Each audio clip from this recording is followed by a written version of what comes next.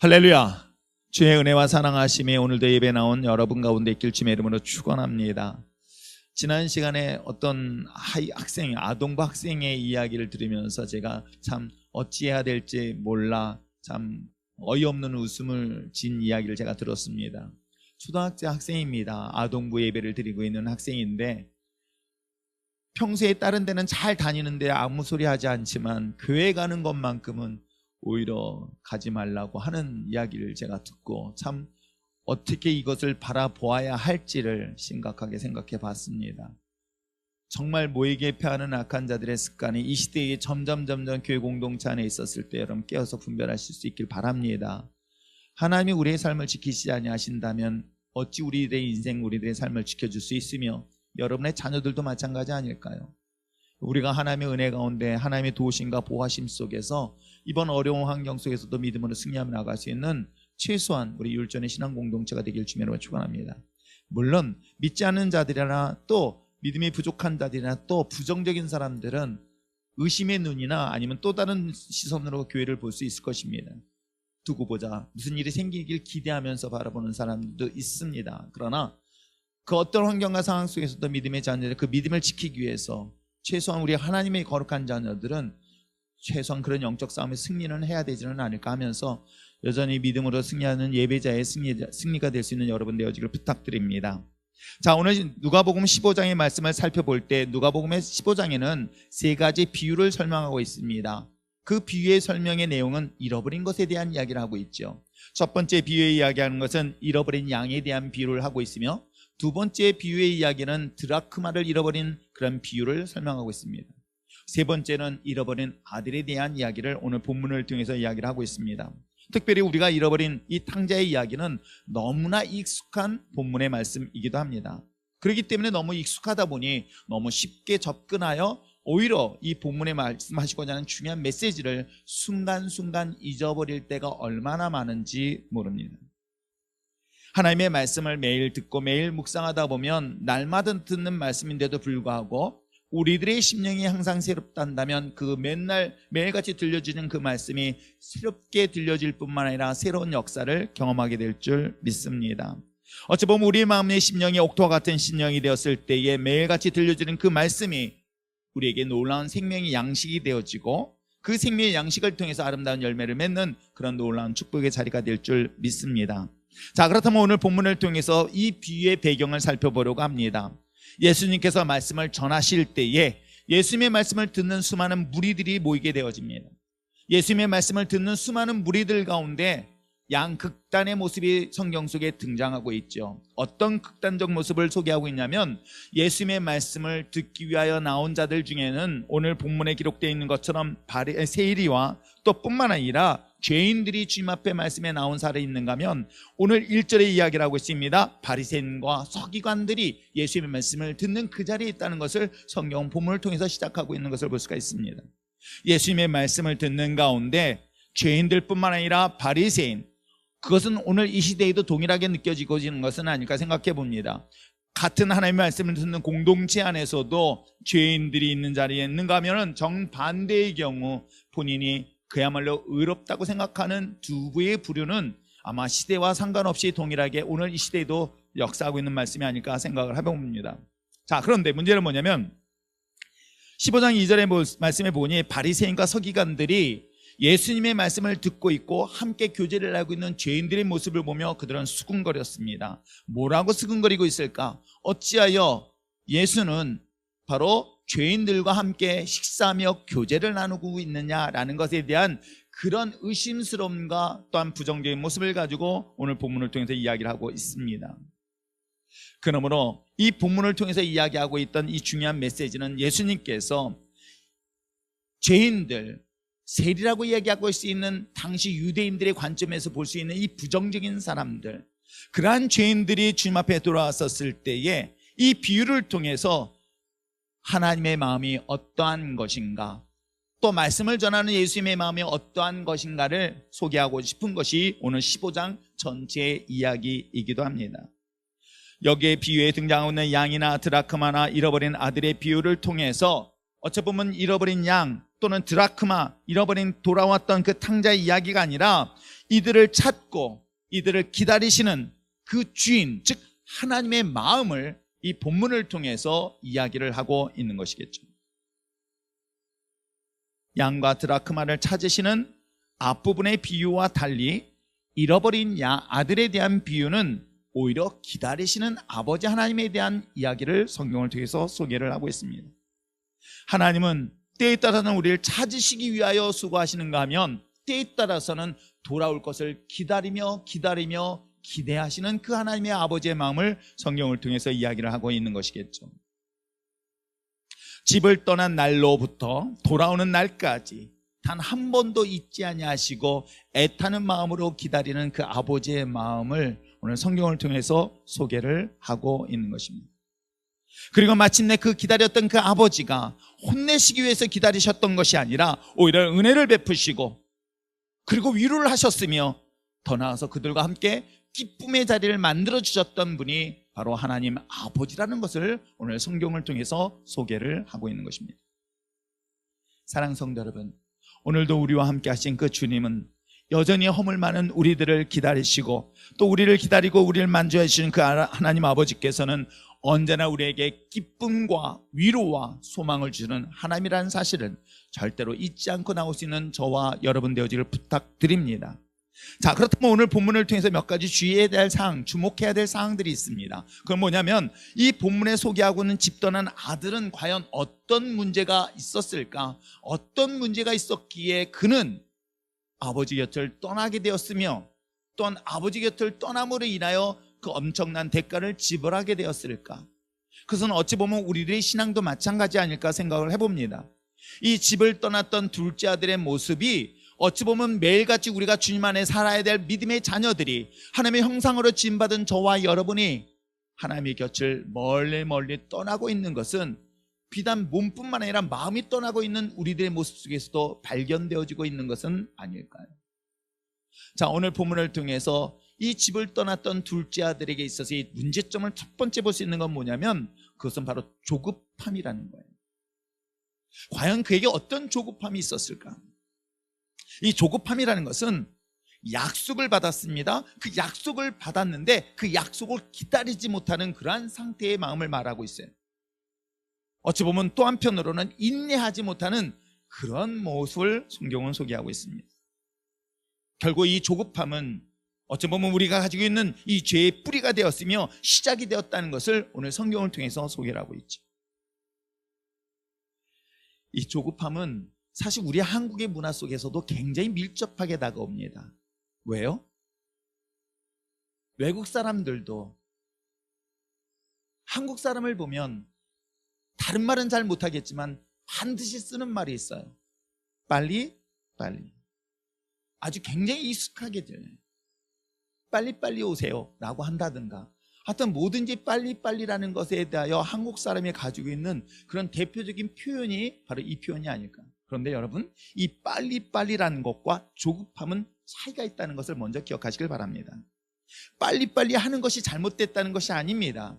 문제는 뭐냐면 이 조급함으로 인한 결과, 조급함으로 인한 선택이 오늘 성경 속에 등장하는 두 번째 아들의 큰 실수라는 것을 성경은 소개하고 있는 것입니다.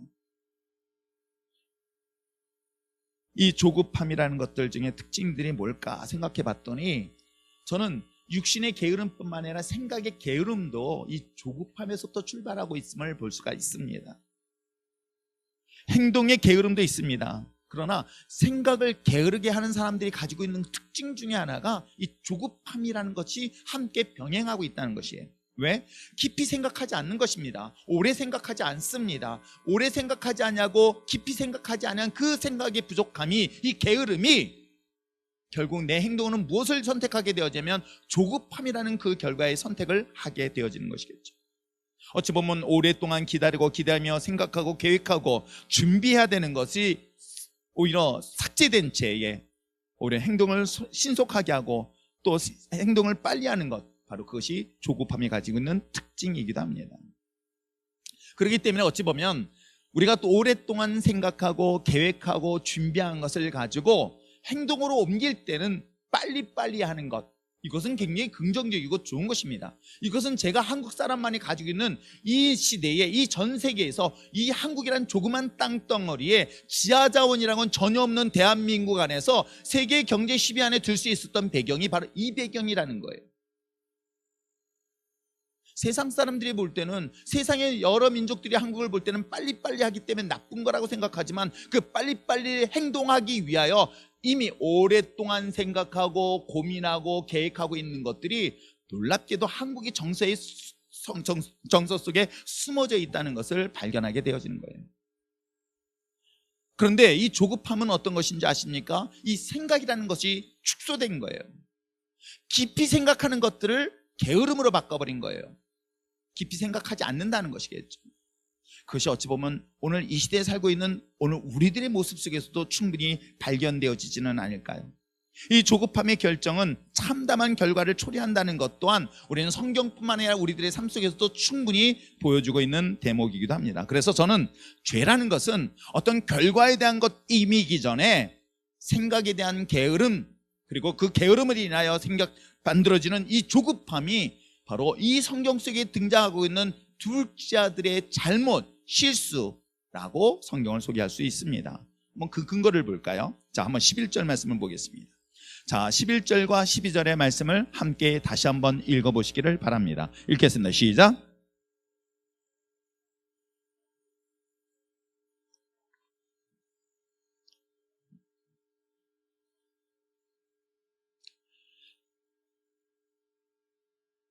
각각 나눠 주었더니, 자, 첫째 아들과 둘째 아들 중에 둘째 아들이 이야기를 하고 있습니다. 아버지가 갖고 있는 재산 중에서 분명히 나에게 돌아올 유산이 있습니다. 분깃, 유산입니다. 그러니 그 유산을 미리 나에게 주십시오 라고 하고 있는 제목이 오늘 12절에 소개를 하고 있습니다. 어차피 아버지가 돌아가시면 그 재산이 내 것이 될 것입니다. 어차피 아버지가 죽으시면 그 재산이 나의 몫이 될 것이니까 어차피 주실 것이라면 미리 일찍 그 유산을 달라고 요청하고 있는 내용이 오늘 본문의 시작 이야기이기도 하죠. 어찌 보면 기다려도 됩니다. 기다리면서 때가 되었을 때 아버지가 주실 수 있을 됐을 때 받을 수는 있는데도 불구하고 둘째 아들이 가지고 있는 특징 중에 하나는 그런 자신이 받아야 될 그것을 기다리지 않냐고, 인내하지 않냐고 그것을 요청하는 장면으로 소개를 하고 있죠. 여기까지는 우리가 어느 정도 이해할 수 있습니다. 그런데 13절에 그 다음에 중요한 단어가 나와요. 자, 13절을 또 한번 읽어볼까요? 시작. 그 후 며칠이 안 되어 둘째 아들이 재물을 다 모아 가지고, 여기까지만 보세요. 여기서 보여줄 수 있는 중요한 단어가 나오는 거예요. 아버지가 드디어 아들이 요구한 것에 대하여 아버지는 그 재산의 일부를 둘째 아들을 위하여 유산을 물려줍니다. 물려줬는데 놀랍게도 둘째 아들은 뭐라고 하고 있습니까? 기다렸다는 듯이 자신의 있는 모든 재산을 어떻게 합니까? 팔아버리는 거예요. 그리고 그것을 돈으로 만들어서 어떻게 합니까? 아버지 곁을 떠나는데, 그 표현이 어떻게 되어 있냐? 그 후 며칠이 안 되어라고 표현하고 있습니다. 저는 이 본문의 저자가 이 본문의 속에서 둘째 아들에게 있는 행동의 특별한 것들을 하나의 문장이나 단어를 통해 소개하고 있는 의도와 의미가 있다는 것을 이 본문을 통해서 발견하게 되어지죠. 굳이 그 아들이 유산을 물려받았습니다. 자, 물려받았 동안 저 열심히 일하다가 한 몇 년 후라고 표현할 수도 있을 거예요. 그런데 놀랍게도 본문의 기자는 뭐라고 표현하고 있냐면 그 며칠이 안 돼서라고 표현하고 있는 거예요. 만약에 정말 정상적인 문장을 썼다고 한다면 며칠이 되어서 아들은 이 재산을 가지고 했다고 한다면, 이 문장과 며칠이 안 돼서라는 표현은 분명히 문장을 쓴 저자의 의도가 분명히 이 본문을 통해서 짧게 우리에게 의미하고 있는 것은 아닐까요? 저자인 누가가 둘째 아들이 가지고 있는 이 조급한 부분을 놀랍게도 며칠이 안 돼서 이 재산을 팔아 떠났다는 것으로 표현하고 있는 내용이기도 합니다. 이 본문의 사건만으로 끝나지 않습니다. 사실 성경 속에 이 조급함으로 인한 선택, 조급함으로 인한 그 결정이 얼마나 인류 역사에게 비참한 결과를 가져다 주었는가를 아주 핵심적으로 사실적으로 설명하고 있는 내용들이 의외로 굉장히 많아요. 단 한 번의 그 조급함이 인류 역사에 미치는 영향까지 있다는 것 여러분 아십니까? 그게 대표적인 것이 바로 아브라함에게 주셨던 아들의 문제였었어요. 하나님은 그에게 너를 통해서, 너의 아내를 통해서 아들을 주시겠다라고 분명히 하나님은 약속하셨습니다. 사라를 통해서 그 자식을 얻을 것이며 너를 통해서 아들을 얻을 것이다라는 이 약속의 말씀을 기다리지 못했던 것이 아브라함과 사라였어요. 기다리기보다는 오히려 조급했던 거예요. 그 조급함의 결과를 가졌던 것이 바로 이스마엘이라는 바로 이삭의 형을 낳게 되었죠. 이것이 그때 당시에는 이게 무슨 큰일이 일어날 것이라고 감히 아브라함이 상상이나 했겠습니까? 어찌 보면 아브라함의 입장에서는 이스마엘도 이삭도 자신의 몸에서 태어난 아들임에 틀림없습니다. 그런데 이 두 아들이 인류 역사상 가장 비참할 정도로 전쟁을 치르며 원수처럼 살고 있는 것이 바로 이 시대의 모습 아닐까요? 그 조급함의 역사가 지금 바로 여러분이 잘 알고 있는 이슬람 문화 속에 영향을 미치고 있는 이슬람의 후예들이, 이스마엘의 후손과 이삭의 후손들이 수많은 피를 흘리면서 수많은 생명을 앗아가는 전쟁을 치르고 있다는 것, 여러분, 이것이 현재의 모습이라는 거예요. 이 조급함의 결과는 여러분 지금 이 순간에는 아무것도 아닌 것 같지만 그 결과는 정말로 엄청난 대가를 지불하고 있다는 것은 이미 역사의 현장에서 증명하고 있을 뿐만 아니라 오늘 우리들의 삶 속에서도 얼마나 쉽게 발견하고 있는지 잃어버린 둘째 아들에 대한 비유를 통해서 설명을 하고 있습니다. 왜 조급함을 가지고 선택할까? 그걸 연결시킬 수 있는 단어를 생각해 보니 바로 쾌락이라는 거예요. 내 육신의 만족이라는 거예요. 내가 원하는 것이에요. 내가 원하고 내가 만족하고 내 육신의 것들을 요구하는 것들이 바로 육신의 정욕, 이생의 자랑, 안목의 정욕들인 거예요. 이것을 먼저 선택하고 난 그 결과가 고통과 고난과 그 엄청난 대가를 지불하게 되어졌다는 이야기가 오늘 성경을 통해서 말하고 있습니다. 오히려 기다릴 줄 알고 인내하는 그 고난을 선택했다면 그 결과는 어떨까? 제가 많은 청년들과 많은 학생들하고도 그런 얘기를 하다 보면 안타까운 게 그거예요. 지금 조금 고생하고 조금 더 어렵더라도 인내하는 것보다는 지금 당장 나에게 좋은 것, 지금 당장 나에게 화려한 것, 지금 당장 나에게 유익한 것을 선택하면서 고난, 고통, 괴로움을 멀리하는 경우를 얼마나 쉽게 보는지 몰라요. 이게 인간이 가지고 있는 욕망인 것 같아요. 제가 우리 아들하고도 그것 때문에 싸우거든요. 난 내 맘 같았으면 모닝을 끌고 다니면 참 좋겠다. 근데 중요하지 않아요. 난 지금 벤츠를 끌고 싶어요. 지금 나는 이게 더 좋은 것 같아요. 난 내 맘 같아서는 20대에 야 그런 거 해도 상관없어. 그러나 나이가 들어서 40대 50대 네가 나이가 들었을 때 우아한 모습으로 그 자리에 서는 것이 더 아름답지 않겠니? 지금의 고난, 지금의 수고로움보다는 지금의 즐거움, 지금의 만족이 혹시 우리가 선택하고 있는 모습은 아닐까요? 저는 이 둘째 아들의 선택이 바로 여기서부터 출발한 것이 아니랄까 하는 것을 깊이 있게 생각해 보는 내용이다. 오히려 아버지 밑에서 수고하고 고생하는 것보다는 내가 가지고 있는 유산을 가지고 내가 가지고 있는 재산을 가지고 내가 나를 위하여 뭔가를 해보겠다는 이 선택이 결정적인 조급함으로부터 출발하고 있는 것이죠. 이 조급함은 결과적으로는 자기가 중심이 되더라고요. 자기가 먼저 만족이 돼야 돼요. 이걸 깊이 생각하지 않아요. 이걸 멀리 생각하지 않습니다. 그것이 어찌 보면 우리 한국교회 교육에도 영향을 미치지 않았을까 생각을 해봅니다. 지금은 조금 힘들어도 책상에 앉아서, 지금은 좀 더 힘들어도 어려운 가운데서 수고하고 스스로 땀을 흘리고 그에 대한 충분한 수고에 대한 그 나중을 위한 그 대가를 지불하기보다는 지금이 내겐 즐거운 거예요. 그래서 오히려 공부하는 시간보다는 게임이 쉽게 빠질 수 있는 이유도 그런 것 때문은 아닐까. 다 그 이유는 무엇 때문일까 생각해 봤더니 이 둘째 아들이 선택했던 이 조급함, 며칠이 되지 아니했다는 이 표현을 통해서 우리에게 주는 또 하나의 중요한 메시지는 아닐까요? 기다림보다는, 인내하는 것보다는 자신의 욕망을 성취하게 한 조급함이 둘째 아들의 잘못된 선택입니다. 또 하나 있어요. 이 조급함은 또 하나 우리가 볼 수 있는 건 뭐냐면 행복이 다른 곳에 있다는 거예요. 행복이 아버지 곁을 떠나야만 있어야 된다고 생각을 하는 거예요. 왜요? 지금 이 아들이 선택한 건 무엇입니까? 그가 가지고 있는 물려받은 유산을 다 자신의 것으로 소유해서 어떻게 합니까? 오늘 본문에 기록되어 있는 것처럼 13절 그 후 며칠 안 되어서 둘째 아들은 재물을 다 모아가지고 먼 나라로 갑니다. 아버지 곁을 떠남으로 인하여 자신은 그것을 통해서 행복을 찾을 수 있을 것이라 생각해요. 사람은 누구나 근본적으로 행복을 추구하고 싶고 그 행복에 대한 욕망은 누구나 다 갖고 있습니다. 이건 본능적인 욕구에 이걸 부정할 수 없습니다.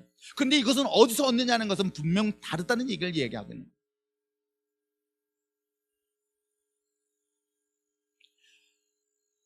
어찌 보면 저는 이 본문의 말씀을 통해서 우리의 기쁨이, 우리의 즐거움이, 우리의 행복이 어디로부터 출발해야 되는가를 다시 한번 깊이 생각해 보아야 할 내용이 본문 내용은 아닐까요?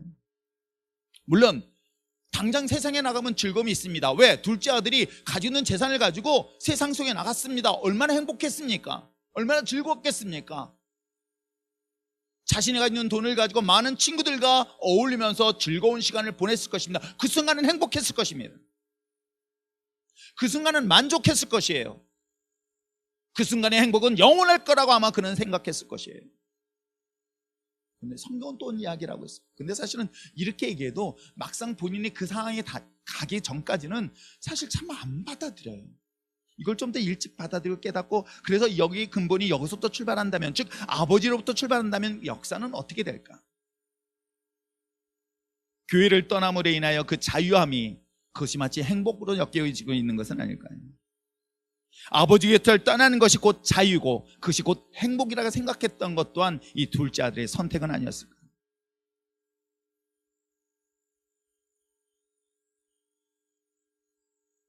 그러다가 시간이 지나 아무것도 없을 때야 비로소 아버지 곁이 행복하구나, 아버지 곁이 비로소 나에게 진정한 안식을 줄 수 있구나라는 내용이 본문 내용입니다. 좀 더 여유 있을 때 오히려 아버지 곁에서, 그 아버지 품 안에서, 교회 신앙 공동체 안에서 머물 수 있다면 그것이 얼마나 좋을까. 물론 저 역시도 그런 시절이 있었기 때문에 너무나 안타까운 마음으로 얘기하고 있습니다. 내가 10대 후반서부터 20대까지 정말 그 아름다운 젊은 청년의 시절에 나의 행복이, 내 인생의 행복이, 내 인생의 성공이 세상이 아니라 아버지로부터 출발한다는 사실을 좀 더 일찍 깨달았다면 하는 안타까운 마음을 제가 20대 초반, 10대 후반에만 일찍 깨달았어도 어땠을까? 그것이 항상 하나님 앞에서 부끄러움을 느끼고 있는 것도 한 사실이기도 합니다. 여러분, 어린 둘째 아들의 선택은 어찌 보면 가지고 있는 유산을 가지고 세상에 나가서 그가 행복을 추구했을 것이고 자유를 선택했을 것입니다. 그러나 그 결과는 어떻습니까? 왜 우리는 그런 결과를 가져야만이, 비로소 그 상황에 가야만이 비로소 그때서야 깨달을까?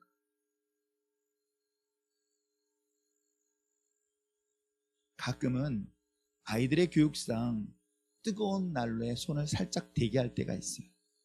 잘 모르시죠? 옛날에는 이 거실 안에 난로가 있었습니다. 거기에는 망이 있었어요. 그 망을 친 이유는 혹시라도 아이들이 손을 대지 못하게 하기 위해서. 그런데 아이들은 신기하게 궁금해서인지 꼭 그 뜨거운 데로 손을 대보려고 합니다. 그럼 부모는 뭐라고 합니까? 막 소리 지르면서 못하게 해요.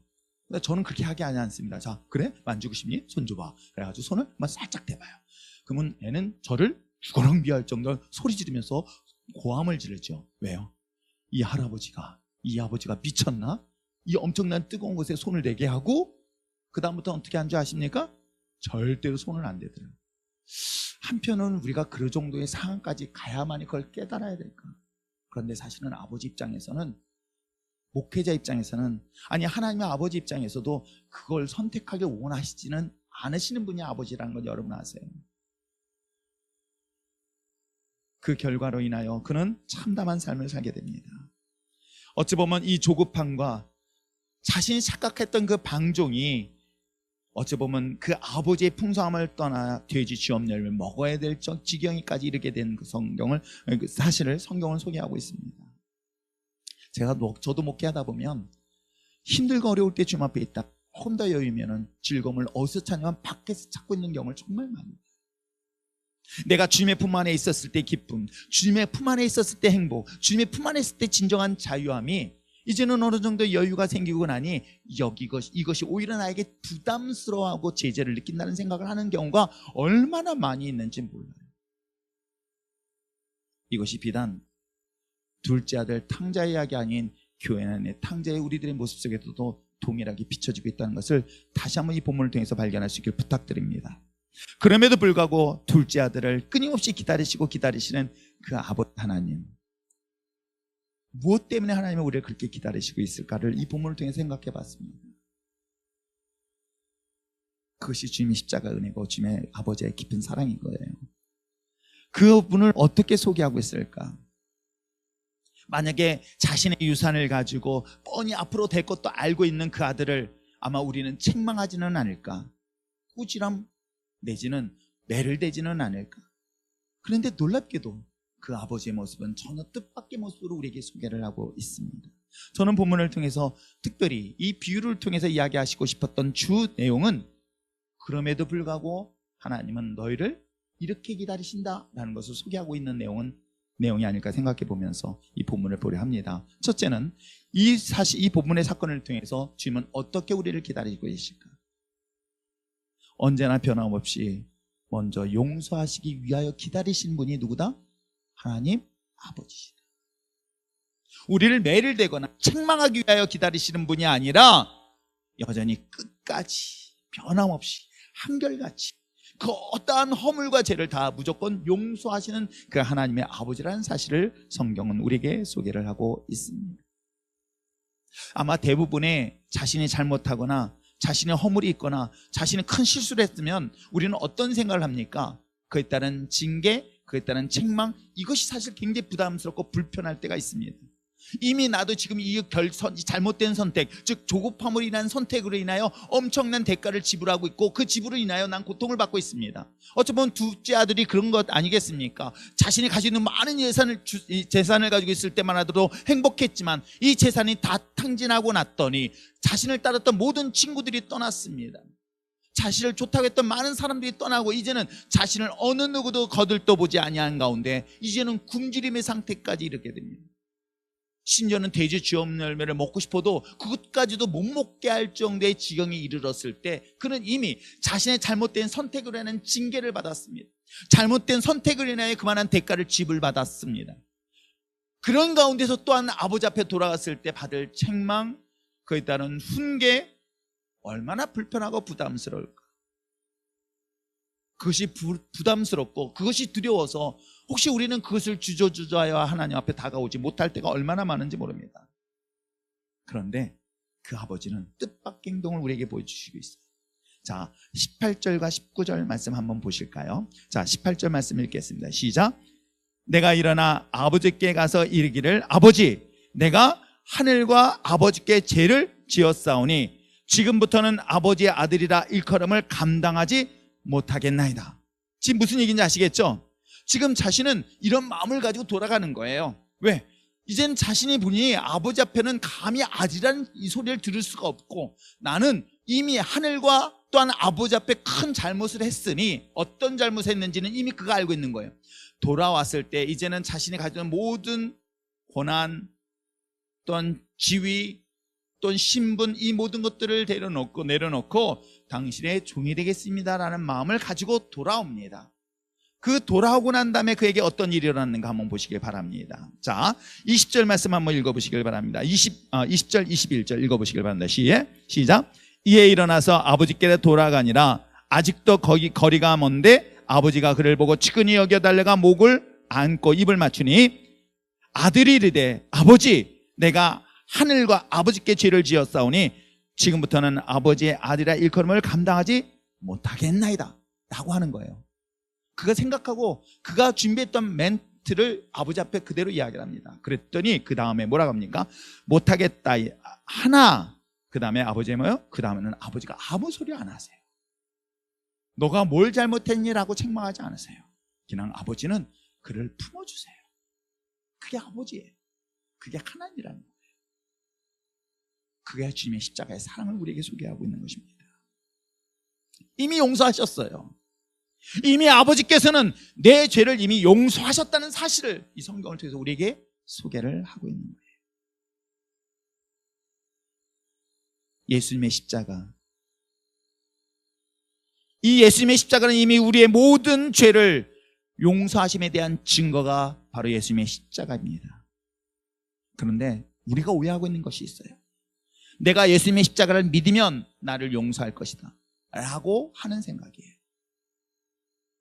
내가 예수님의 십자가를, 예수님이 날 위해 죽으시고 나를 위하여 부활하셨다는 이 사실을 믿으면 내 죄를 용서하셨을 것이다 라고 생각하는 것이 현재 우리들의 모습이었던 거예요.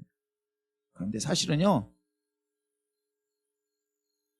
예수님의 십자가를 통해서 우리를 이미 용서하셨다.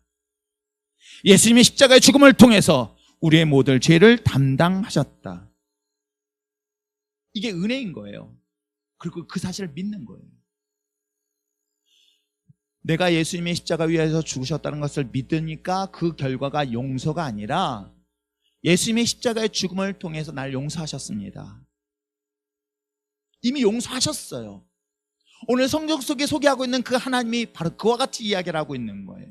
이미 그는 나는 죄인입니다, 하늘과 아버지 앞에 큰 죄를 죄인입니다 라고 고백했을 때 그 아버지는 그에게 너는 죄인이라고 말씀하시지 않으셨어요. 이미 그는 용서하셨어요.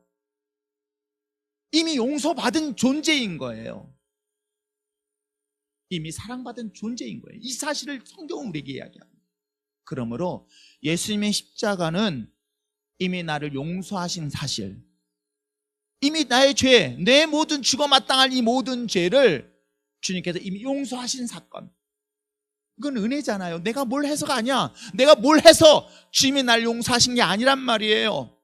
이미 이 돼지 쥐업 열매 먹고 있는 이 둘째 아들의 죄를 이미 아버지는 이미 용서하셨어요.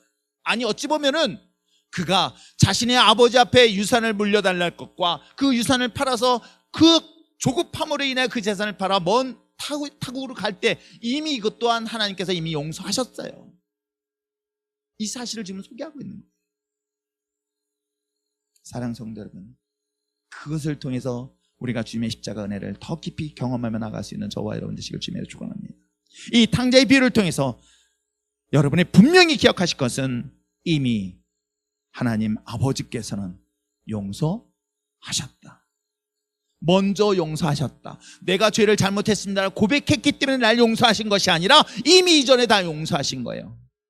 이걸 깨닫고 주님 앞에 나왔을 때 비로소 그것이 감격이고 기쁨인 줄 믿습니다. 또 하나 사실이에요.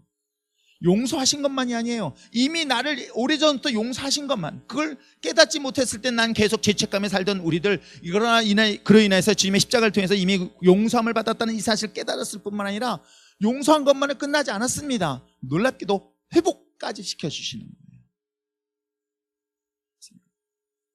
이 아들이 요구한 건 뭐였습니까? 내 죄를 용서해 주시옵소서. 내가 아버지와 하늘 앞에, 즉 하나님 앞에도 죄를 범하였고 아버지 앞에도 죄를 범했습니다. 이 죄를 용서해 달라고 얘기하고 있습니다. 그리고 나는 더 이상 아버지의 아들이라는 자격 가질 수 없으니 나는 당신의 품꾼만으로도 난 족합니다라고 고백하고 있는 것이 이 아들의 이야기예요. 그런데 아버지는 거기를 뛰어넘어서 이미 용서하셨을 뿐만 아니라 그가 가지고 있는 모든 것들을 회복시키고자 하신 말씀이 그 다음 절에 나오죠. 탕자는 자신의 신분, 위치, 자격 모든 것들을 상실했다고 생각했습니다. 그런데 놀랍게도 그 돌아온 탕자 둘째 아들을 위하여 아버지께서는 다시금 그에게 가지고 있는 위치와 신분과 자격들을 회복시키고 있다는 이야기가 오늘 본문 내용이죠. 자, 한번 볼까요? 22절의 말씀을 함께 읽어보시길 바랍니다. 22절 읽겠습니다. 시작.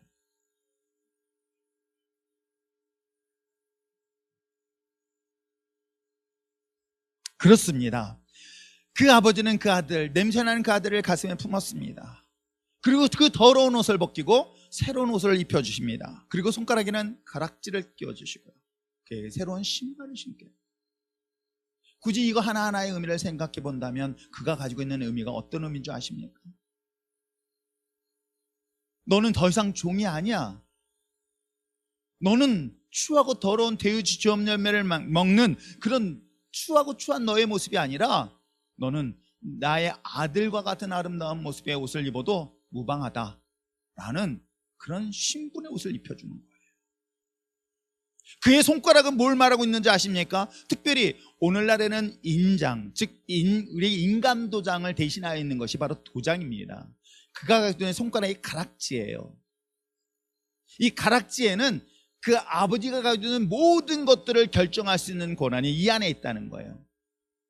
그에게는 가지고 있는 권세, 권리, 능력. 단순히 가락지 하나를 끼워준 것으로 끝나는 것이 아니라 아버지가 가지고 있는 모든 권한을 그 아들에게 부여하고 있는 거예요. 근데 여러분 한번 보세요. 이미 그 아들은 자신이 가질 수 있는 모든 것들을 이미 썼습니다. 받을 자격이 안 되는 거예요. 그런데도 이미 아버지께서 예비하신 건 뭐예요? 용서를 뛰어넘어서 그가 가지고 있는 모든 아들의 권한을 회복시켜 주시고 있는 거예요. 그리고 그의 신발은 무엇을 말하고 있습니까? 주인만이 신을 수 있는, 이곳의 주인이 너다라고 얘기하는 거예요. 여러분, 그렇습니다.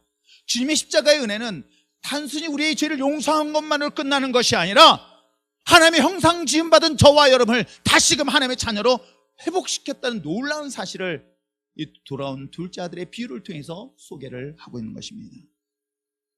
이런 회복의 역사가, 에덴 동산에 주신 축복의 역사가 오늘 여러분 삶 속에 있길 주님으로 축원합니다.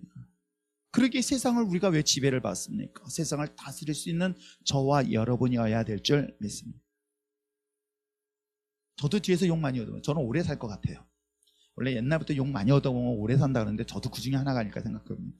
밖에가 아니라 교회. 어떤 분이 그러더라고요. 우리 교육자 중에 한 분이 여기 마트를 갔더니만 은근히 들으라고, 율정교회는 지금까지 교회 예배 드린다며 하면서 막 그러면서 막 꿍시렁시렁 칭찬하는 소리를 하더래요. 반대로 그래도 전 감사해요. 단 한 번도 예배를 패하지 않은 것만으로도 감사하고 거기에 여러분의 동참해 준 것만으로 정말 감사해요. 힘들게 나왔지만 하나님의 자녀로서의 회복이라는 게 과연 무엇일까? 세상을 지배받는 것이 아니라 세상을 다스릴 수 있는 권세가 저와 여러분에게 있는데도 불구하고 우리는 그것을 얼마나 쉽게 상실하고 살아가고 있는지. 오늘 이 탕자의 이야기는 그냥 용서의 단계를 뛰어넘어서 놀라운 회복의 역사까지도 허락하시고 있다는 사실을 절대로 잊지 않고 나오시는 저와 여러분들에게 부탁드립니다.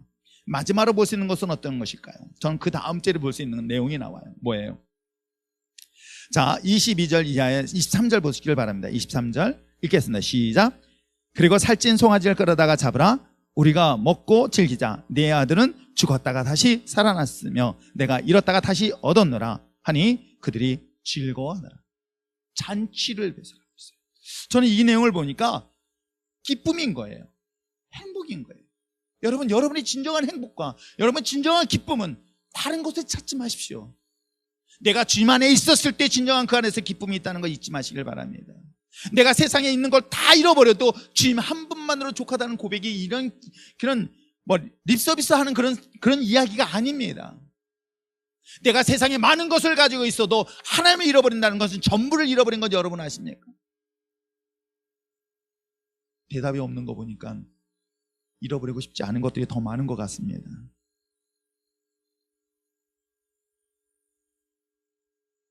그래요.